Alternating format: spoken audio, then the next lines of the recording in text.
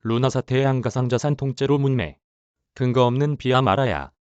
테라루나 시세 폭락으로 글로벌 가상자산 시장이 충격을 받은 가운데 테라 사건이 한국 가상자산 산업 전체를 싸잡아 비난하는 수단으로 잘못 활용되고 있다는 자성의 목소리가 나오고 있다. 바이낸스 등 글로벌 가상자산 거래소에 상장돼 있는 테라와 루나를 김치코인이라고 비하하는가 하면 한국 가상자산 거래소들이 테라와 루나의 거래를 중단하지 않아 피해자를 양산했다는 근거 없는 소문도 돌고 있다. 그러나 스테이블 코인을 포함한 가상자산 전반을 규제할 수 있는 법률 기준조차 없이 개별 가상자산 거래소들이 시세 변동과 네트워크 상황에 맞춰 거래를 조정하는 한국 가상자산 산업의 현실과 글로벌 거래소와 비슷한 시기, 방법을 취한 국내 거래소들의 대응을 감안하면 지나친 비난이라는 게 업계의 하소연이다. 특히 해외 다수의 기관 투자자들이 마치 루나 사태를 예견했다는 등 사태 직전 막대한 차익을 거두고 발을 뺀 것을 감안하면 이번 사태를 한국 가상자산 산업에 대한 비난 도구로 쓰면 안 된다는 게 업계 전문가들의 한결같은 지적이다. 한국 글로벌 거래소 동일한 대응. 23일 관련 업계에 따르면 지난주 금융위원회는 각 가상자산 거래소들에게 스테이블 코인에 대한 거래 주의를 환기시키라고 지시했다. 이에 국내 가상자산 거래소들은 19에서 20일 일제히 가상자산 거래의 위험성을 알리는 공지를 홈페이지에 올렸다. 현재 국내에서는 가상자산 관련 규제의 유일한 법적 근거가 특정 금융거래 정보의 보고, 및 이용 등에 관한 법률이다. 이마저도 자금 세탁 방지에 초점을 맞춘 것이다. 수년 전부터 가상자산 거래와 관련한 기본법을 제정해야 한다는 주장이 나오고 있으며 실제 국회에 여러 법안이 발의돼 있지만 언제 통과될지 미지수다. 당국이 손을 놓는 사이 가상자산의 거래와 관련한 상장 투자 유의 종목 지정 입출금 중단 조치 거래 지원, 종료 등에 대한 기준이 없어 거래소들은 개별적으로 정책을 만들어 놓고 있다. 상황이 이렇다 보니 이번 루나 사태에서도 입출금 조치가 거래소마다 달랐다. 특히 일각에서는 업비트가 조기에 루나에 대한 입출금을 막지 않아 사태를 키웠다는 지적을 내놓고 있다. 실제 업비트는 거래 지원을 종료하기로 한 13일 오후까지 두 차례 일시적으로 입출금을 중단했다. 루나의 블록 생성이 중단된 데 따른 조치다. 이와 관련 업비트는 공지를 통해 자유로운 거래 환경을 조성하기 위해 인위적인 입출금 중단 등 시장 개입을 지향하고 있다며 특정 거래소가 입출금을 중단하면 다른 거래소들과 거래가 단절돼 독자적인 시세가 형성돼 가격이 왜곡되는 현상이 발생한다고 설명했다. 테라가 김치코인? 한국인 만들었으나 글로벌 코인 해외 유수의 언론은 물론 국내 언론들도 테라와 루나를 김치코인이라며 이번 사태를 김치코인의 한계라고 지적하고 있다.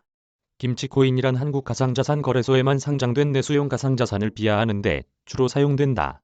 그러나 테라와 루나는 글로벌 시가총액 10위권 가상자산으로 한국의 거래소는 물론 바이낸스 등 글로벌 거래소에도 상장돼 있는 가상자산이다. 게다가 판테라 캐피탈, 에링턴 캐피탈, 코인베이스 벤처스 등 네로라는 글로벌 벤처 투자사들이 투자에 나선 글로벌 프로젝트다. 한국인 권도영 테라폼랩스 대표가 프로젝트를 주도했지만 글로벌 프로젝트인 것이다. 국내 가상자산 업계 한 전문가는 테라와 루나가 결국 수많은 투자자들에게 피해를 안기는 결과를 낳고 있지만 이를 한국인이 주도한 프로젝트였기 때문이라고 지적하는 것은 무리한 논리라며 그동안 수없이 실패한 가상자산 프로젝트가 있었지만 창업자의 국적을 따져 비난하는 일은 없었다고 지적했다. 한 금융당국, 수년간 제도 마련의 미온적 금융당국은 사태 발생 후에야 동향점검에 들어갔다. 미국, 유럽연합, 영국 등 주요 국가에서 이미 스테이블 코인 제도 마련에 대한 논의가 상당 부분 진행된 것과 상반되는 상황이다. 미국에서는 연방정부가 스테이블 코인 제도를 만들어 의회에 상정했으며 유럽은 가상자산 규제안에 스테이블 코인에 대한 규제를 포함해 조만간 EU위원회에서 최종 결정할 예정이다. 영국은 중앙은행인 영란은행이 지난해부터 스테이블 코인 발행 및 유통에 대한 시나리오를 만들어 제도 마련을 논의 중이다. 그런데 우리 금융당국은 가상자산은 금융상품이 아니라는 전제를 오랫동안 유지하며 제도 마련에 미온적 입장을 보였다. 규제를 하려는 순간 금융상품이라는 지위가 부여된다는 것에 부담감을 느낀 것이다. 그러는 사이 지난해 말 기준 국내에서 거래되는 가상자산 규모는 총 55조 2천억 원에 이르렀다. 거래소들은 상장 투자 유의 종목 지정 입출금 중단, 조치 거래 지원 종료 등에 대해 개별적으로 대응할 수밖에 없었다. 특히 일부 해외 기관 투자자들은 루나의 기술적 구조에 의심을 품고 일찌감치 자금을 빼내 막대한 수익을 창출했다. 이들 대부분은 초기에 루나의 기술적 구조를 칭송하며 투자한 뒤 일반 개인 투자자들을 시장에 이끌었고 이후에 발을 뺐다. 예를 들어 가상자산 벤처캐피탈 판테라 캐피탈은 이미 지난해 테라 투자 자금을 회수해 100배 이상의 차익을 남겼다. 벌어들인 금액은 2천억 원이 넘는다. 이 사실은 루나 대폭락 후에 밝혀진 것이다. 투자를 할 때에는 대대적으로 알려지만 자금 회수는 비밀리에 이뤄졌다. 결국 손해는 일반 개인 투자자들에게 집중됐을 것으로 추정된다. 업계 한 관계자는 루나 대폭락은 전문가조차 미리 예상하기 힘들었을 정도로 단기간 내 진행됐으며 명확한 규제 가이드라인이 없다는 것이 근본적인 원인일 수 있다며 한국 거래소들이 사태를 키웠다는 지적은 결과론적인 것으로 만약 국내 거래소들이 입출금을 막았을 때 루나가 급격하게 시세를 회복했다면 국내 투자자들이 제대로 대응하지 못해 피해를 양산했다는 지적이 나왔을 것이라고 말했다.